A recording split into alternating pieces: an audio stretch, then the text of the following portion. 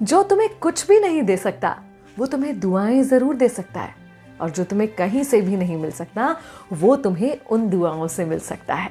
मैं हूं विनी आपके साथ, और चलो आज कुछ अच्छा सुनते हैं।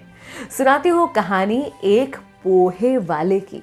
जी हाँ, पोहे की दुकान थी। सुबह सवेरे पोहा जलेबी खाने के लिए बड़ी भीड़ लगा करती थी उसके यहाँ पर।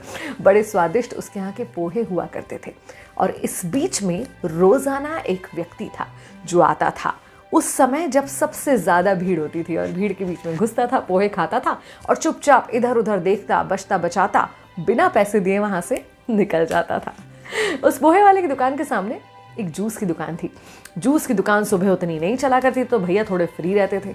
वो सामने जूस की दुकान पर बैठे भैया ने इस बात को नोटिस कर लिया कि भाई साहब के यहाँ एक व्यक्ति आता है जो कि पोहे के पैसे दिए बिना वहां से पोहे खाकर चला जाता है।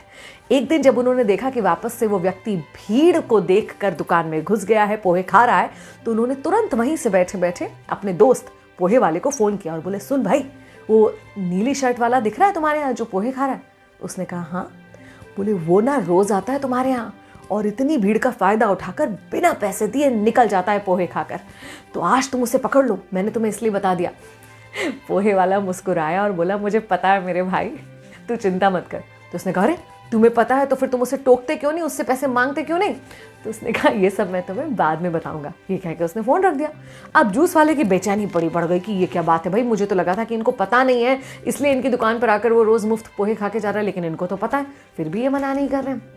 जब भीड़ छट गई, थोड़ी शांति हो गई, तब जूस वाले ने पोहे वाले को फोन लगाया। बोले, अब तो बताओ भाई, क्या बात है ऐसी जो तुम ये जानते हो कि वो मुफ्त पोहे खा के जा रहा है, चुपचाप से भाग रहा है, तो भी तुम उसे नहीं रोकते?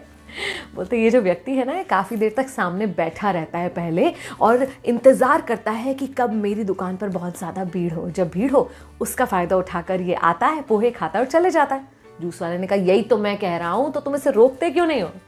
पोहे वाले ने कहा, मैं इसलिए नहीं रोकता क्योंकि ये दूर बैठे बैठे रोज़ाना मेरी दुकान में भीड़ बढ़ जाए ऐसी दुआ मांगता है, और ये उसकी दुआओं का असर है कि मेरी दुकान में रोज़ाना ऐसी भीड़ लगती है कि मैं संपन्न होता जा रहा हूँ और मुझे किसी चीज़ की कोई कमी नहीं है। हम में से कितने लोग ऐसा सोच पाते हैं? एकदम से कोई चीज़ जो हमारे खिलाफ दिखती है, जैसे कि पोहे वाले को दिख सकती थी कि वो मेरे यहाँ से मुफ्त पोहे खा के जा रहा है, उसमें भी हमारा अच्छा छुपा हुआ हो सकता है। क्या ये देखने का नज़रिया हम पैदा कर पा रहे हैं?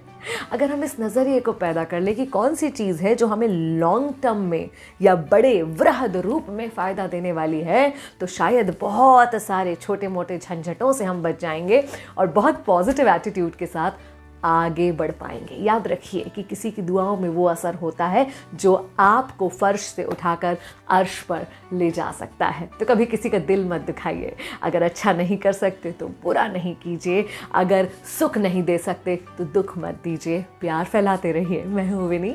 चलो आज कुछ अच्छा सुनते हैं।